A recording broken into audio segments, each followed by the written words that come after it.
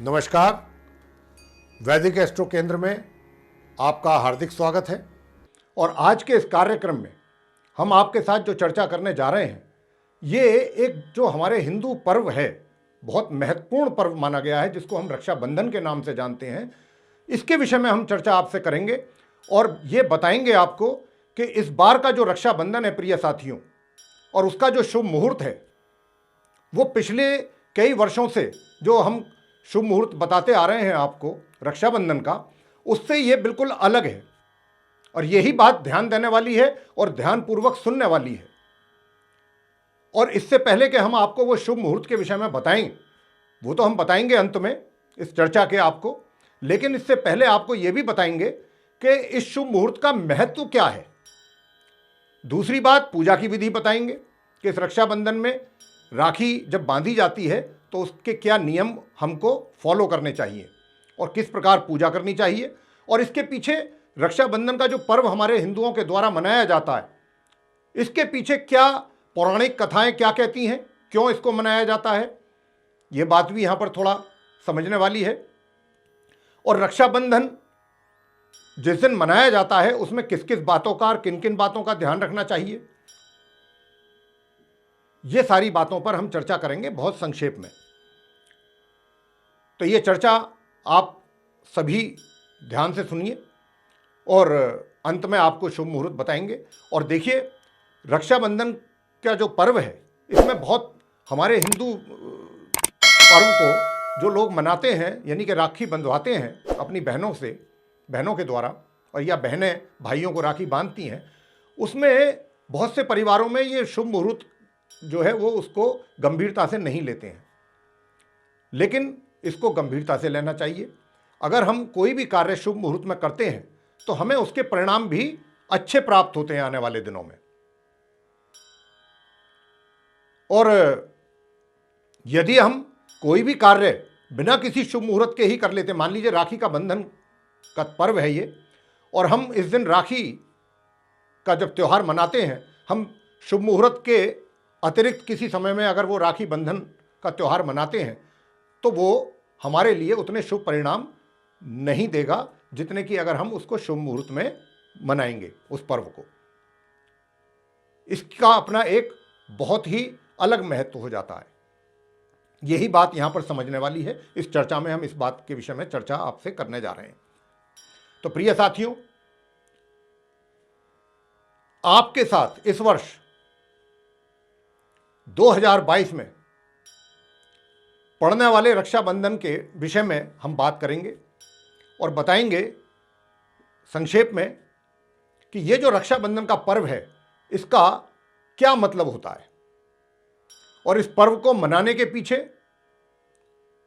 क्या उद्देश्य है, क्या उद्देश्य छिपा हुआ है इसके पीछे, और इस दिन पूजा की क्या विधि होनी चाहिए, किस प्रकार पूजा करनी चाहिए नियमानुसार, तथा ये जो राखी का त्यौहार है शुभ मुहूर्त में ही क्यों मनाया जाना चाहिए, जैसा कि अभी हम आपसे आरंभ में भी कह रहे थे, तथा रक्षाबंधन के दौरान किन किन नियमों का ध्यान रखना चाहिए, कौन से जो रूल्स हैं इसके उनको फॉलो करना चाहिए, हमें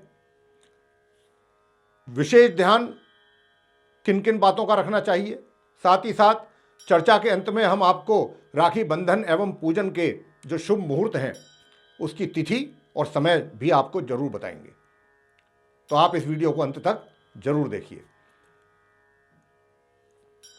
और आपको ये चर्चा बहुत दिलचस्प लगेगी जो हम अब करने जा रहे हैं आपके साथ इस रक्षाबंधन के पर्व के विषय में। तो प्रिय साथियों, जैसा कि आप सभी जानते हैं कि यह रक्षाबंधन हिंदुओं का ही एक प्रमुख और प्रसिद्ध त्यौहार है, पर्व है। और इस रक्षाबंधन के दिन सभी बहनें अपने भाइयों की सुख समृद्धि की कामना करती हैं, उनकी लंबी आयु की कामना करती हैं और उनकी कलाई पर रंग बिरंगी राखियां बांधती हैं। और भाई भी अपनी बहनों को उपहार देते हैं कुछ ना कुछ, और उनकी रक्षा का भी साथ के साथ वचन देते हैं। और यह भी आपको बताना चाहेंगे साथियों कि ये जो रक्षाबंधन का जो पर्व है, ये पूर्णिमा तिथि के ही दिन मनाया जाता है, पूर्णिमा को, पूर्णमासी को। अब आपको बताएंगे कि इसको कैसे मनाया जाना चाहिए, किन बातों का विशेष ध्यान रखना चाहिए पंचांग के अनुसार? तो अगर पूर्णिमा तिथि के दौरान अपराह्न काल में भद्रा अगर लग गई है, भद्रा जिसको बहुत बहुत बहुत अशुभ माना जाता है, तो अगर अपराह्न काल में भद्रा लग गई हो तो फिर उस अवधि में रक्षाबंधन मनाने की पूर्ण रूप से मनाही होती है। प्रिय साथियों, यह बात यहां पर समझने वाली है और ध्यान देने वाली बात है, जिस पर लोग ध्यान नहीं देते। इसी प्रकार यदि पूर्णिमा अगले दिन के शुरुआती 3 मुहूर्तों में हो, 3 मुहूर्त का मतलब हो गया, समय आपको बता देते हैं, लगभग 2 घंटा और 24 मिनट प्रातःकाल से, जब से सनराइज होता है, उसके 3 मुहूर्तों में अगर है तो फिर इस पर्व की विधि पूर्वक अगले दिन अपराह्न काल में ही इसको मनाना चाहिए, इस पर्व को। और यदि पूर्णिमा अगले दिन के शुरुआती 3 मुहूर्तों में नहीं हो, पूर्णमासी, तो फिर रक्षाबंधन को पहले दिन भद्रा समाप्त होने के बाद, जब भद्रा समाप्त हो जाए, तब उसके बाद प्रदोष काल के उत्तरार्ध में इसको मनाया जाना चाहिए। यह बात यहां पर बहुत आवश्यक है और इसका ध्यान इस पर देना बहुत ही जरूरी है, जिस पर अक्सर लोग ध्यान नहीं दिया करते हैं। तो अब क्योंकि इस बार पूर्णिमा 11 अगस्त को प्रातः 10:39 पर आरंभ हो जाएगी और 12 अगस्त की प्रातः 7:06 तक वो रहने वाली है, और भद्रा 11 तारीख को प्रातः 10:39 पर ही आरंभ हो जाएगी, प्रातः।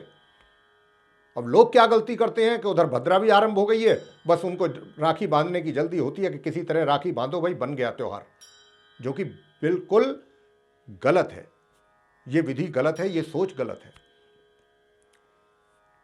तो भद्रा, जैसा मैंने कहा, 10:39 पर ही आरंभ हो जाएगी, जो कि रात्रि के 8:53 पर समाप्त होगी। तो प्रिय साथियों, जैसा कि अभी हमने ये नियम आपको बताए हैं, रक्षाबंधन पर्व कब और कैसे मनाया जाना चाहिए, तो इन उपरोक्त नियमों के अनुसार जो इस वर्ष रक्षाबंधन का पर्व है वो दिनांक 11 अगस्त सन 2022 दिन गुरुवार यानी बृहस्पतिवार को ही मनाया जाएगा। और शुभ मुहूर्त का समय हम अब चर्चा के जो अंत में जाकर के आपको बताएंगे इस विषय में कि वो मुहूर्त का समय कब से कब तक रहेगा, जिसमें कि आपको ये राखी बंधन का पर्व मनाना चाहिए और पूजा करनी चाहिए। अब रक्षाबंधन पर शुभ मुहूर्त का जो महत्व है उसके बारे में आपसे बात करेंगे। क्या महत्व है शुभ मुहूर्त का इस रक्षाबंधन पर्व पे? तो साथियों, रक्षाबंधन पर जो भी अनुष्ठान किया जाए उसको सदैव शुभ मुहूर्त के ही दौरान मतलब उसके अंतर्गत ही किया जाना चाहिए।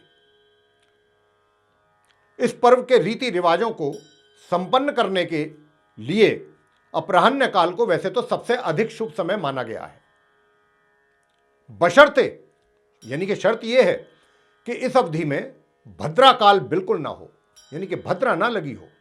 शर्त यह है, क्योंकि भद्रा काल की जो अवरोध को बहुत ही अशुभ माना गया है, जैसा कि मैं अपनी चर्चा में अभी कह भी चुका हूं, अब भी कह रहा हूं, इसको बहुत अशुभ माना जाता है। और भद्रा काल के समय में राखी बंधवाना बहुत अशुभ माना जाता है। इसके परिणाम जीवन में फिर आगे तक पूरे साल आपको अशुभ ही मिलते हैं। ये चीज़ हमको समझनी चाहिए, जाननी चाहिए, जो कि लोग इसको बहुत हल्के में लेते हैं। इस दौरान किसी भी शुभ कार्य को करना उचित नहीं माना गया है। खाली राखी बंधन ही नहीं, कोई भी शुभ कार्य भद्रा काल के दौरान कभी नहीं करना चाहिए। अब आपसे बात करेंगे रक्षाबंधन से जुड़ी हुई कुछ ऐसी धार्मिक पौराणिक कथाएं जिनके आधार पर हमें यह ज्ञात होता है कि ये रक्षाबंधन का पर्व तब से ही मनाया जा रहा है या इसका आरंभ हुआ है, जिसका विवरण हमारे धार्मिक ग्रंथों में भी मिलता है। जैसे कि महाभारत में देख लीजिए, भगवान श्री कृष्ण और द्रौपदी, ये तो सब जग जाहिर है, सबने महाभारत देखी है, तकरीबन सभी जानते हैं। क्योंकि जिस समय भगवान श्री कृष्ण जी ने शिशुपाल का वध किया था अपने सुदर्शन चक्र से, तो उनकी उंगली में खून निकल करके आ गया था, चोट लग गई थी सुदर्शन चक्र चलाने के कारण। तो द्रौपदी ने अपनी साड़ी का पल्लू फाड़ करके उनकी उस उंगली पर वो बांधा था और तभी भगवान श्री कृष्ण जी ने उनको ये वचन दिया था कि पूरा जीवन मैं तुम्हारी रक्षा करूंगा, ये मैं वचन देता हूं। और जिस समय द्रौपदी चीर हुआ था तो भगवान कृष्ण जी ने ही उनकी लाज बचाई थी, ये भी सब जग जाहिर है। और तभी से ही ऐसी मान्यता है कि राखी का पर्व भी मनाया जाता है, तभी से ही। इसके अतिरिक्त एक और भी दूसरी कथा है, वो है भगवान विष्णु जी और देवी लक्ष्मी जी के विषय में और राजा बलि के विषय में। वो भी आपको बहुत संक्षेप में बता देते हैं कि राजा बलि जो थे भगवान विष्णु जी के परम भक्त होते थे और भगवान विष्णु जी अपने भक्त की भक्ति से प्रसन्न होकर उन्होंने उनकी सुरक्षा का वरदान दिया था। और वो जब दिया था तो वो राजा बलि के राज्य में गए थे और वहाँ चौकीदार के रूप में भेष बना करके वो थे और वहीं उन्होंने उनको ये वरदान दिया था राजा बलि को। और देवी लक्ष्मी माता को जब भगवान विष्णु जी नहीं मिल रहे थे बैकुंठ में, तो वो उन्हें ढूंढती ढूंढती राजा बाली के राज्य में पहुंच गई, विष्णु जी को ढूंढते ढूंढते। और जब उन्होंने स्वयं को एक मतलब अपने आप को वहां जाकर के उन्होंने एक बेघर महिला के तौर पर राजा बलि को बताया कि मैं एक बेघर महिला हूं, मजबूर महिला हूं और स्थिति मेरी ठीक नहीं है, ऐसा करके उन्होंने कुछ प्रस्तुत किया अपने बारे में राजा बलि के सामने। और राजा बलि ने उनको एक तरीके से कहा जाए तो आश्रय दिया अपने राज्य में, मां लक्ष्मी देवी जी को। और राजा बलि ने देवी लक्ष्मी जी का स्वागत बड़े जोर शोर से किया। ये नहीं था कि ये जान करके कि ये बेसहारा हैं तो उनको वो परवाह नहीं करते, लेकिन नहीं, उनका स्वभाव था राजा बलि का। उन्होंने मां लक्ष्मी जी को बहुत स्वागत किया और उनको आश्रय दिया अपने राज्य में। और सावन की पूर्णिमा के दिन देवी लक्ष्मी जी ने राजा बलि की सुरक्षा के लिए उनकी कलाई पर एक धागा बांधा था, मतलब ये सावन की पूर्णिमा के दिन। उसके पश्चात राजा बलि ने उपहार के रूप में उनसे कुछ मांगने के लिए कहा, तो उन्होंने तभी वहां पर भगवान विष्णु जी प्रकट हो गए। तो इस प्रकार की कुछ कहावत मतलब कहानी है ये कि तभी से ही फिर रक्षाबंधन का पर्व जो है वो मनाया जाने लगा। जिनको ढूंढते ढूंढते लक्ष्मी जी वहां आई थी और वो अपने असली रूप में जब आ गए तो उसके बाद, क्योंकि उन्होंने कहा था राजा बलि ने कि कुछ मांगो, तो भगवान विष्णु जी जब उन्हें पता चला कि ये तो साक्षात भगवान विष्णु जी हैं और माँ लक्ष्मी है राजा बलि को, तो उन्होंने कहा कि महाराज प्रभु आप तो अपने बैकुंठ धाम में ही जाइए, यहाँ कहाँ आपको इतना सुख और आराम मिलेगा। तो भगवान विष्णु जी ने कहा था कि नहीं, अभी हम यहाँ पर कुछ महीने यहीं पर विश्राम करेंगे, आप ही के राज्य में रहेंगे। इतने प्रसन्न हुए थे राजा बलि से। तो ये कुछ इस प्रकार की कथाएं हैं अपने जो शास्त्रों में हैं, उन्हीं के आधार पर ये कहा जा सकता है कि जो ये रक्षाबंधन का पर्व है तभी से ही मनाया जा रहा है। अब आपको बताएंगे प्रिय साथियों कि रक्षाबंधन की पूजा विधि क्या होनी चाहिए। तो रक्षाबंधन के दिन जो भाई और बहन है स्नान के उपरांत भगवान की उपासना करें, ईश्वर की उपासना करें और बहनों के द्वारा एक थाली में रोली, चावल, कुमकुम ये लेना चाहिए, एक दीपक जलाना चाहिए देसी घी का और थाली को इस प्रकार सजाएं, उसमें कुछ मिष्ठान रखें और रंग बिरंगी जो राखियां बहनें बांधती हैं वो उस थाली में रखें और पहले उनकी पूजा करें बांधने से पहले राखियों की। और फिर उसके बाद भाइयों के माथे पर कुमकुम, रोली और अक्षत यानी कि चावल से तिलक करें। इसके पश्चात बहनें अपने भाई के दाएं हाथ की कलाई पर राखी बांधें और भाई को अपने हाथों से मिठाई खिलाएं। राखी बंधाई के उपरांत भाई अपनी बहन को रक्षा का वचन और उपहार आदि भेंट करें और बहनें जो हैं राखी बांधते समय अपने भाई की लंबी आयु और उनकी सुख और शांति की कामना करें। ये पूजा की विधि होती है रक्षाबंधन के दिन। अब आपको बताने जा रहे हैं हम कि रक्षाबंधन का इस वर्ष 11 अगस्त को वो शुभ मुहूर्त क्या है कि जिसमें राखी बांधी जानी चाहिए। तो ये जो शुभ मुहूर्त है प्रिय साथियों, 11 अगस्त को, पहले तो आपको बता दें कि जो पूर्णिमा है ये जो प्रारंभ होगी 10:38 पर होगी और ये पूर्णिमा समाप्त होगी 12 अगस्त की प्रातः 7:05 पर। रक्षाबंधन के दिन भद्रा समाप्त कब होगी?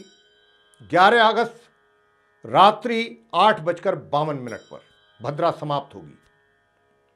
भद्रा पूंछ कब से कब तक है? यह रहेगी 11 अगस्त की शाम 5:17 से लेके शाम 6:18 तक। और भद्रा का मुख जो है 11 अगस्त की शाम 6:18 से लेके रात्रि 8 बजे तक। अब शुभ मुहूर्त जो है उसका समय आपको बताने जा रहे हैं।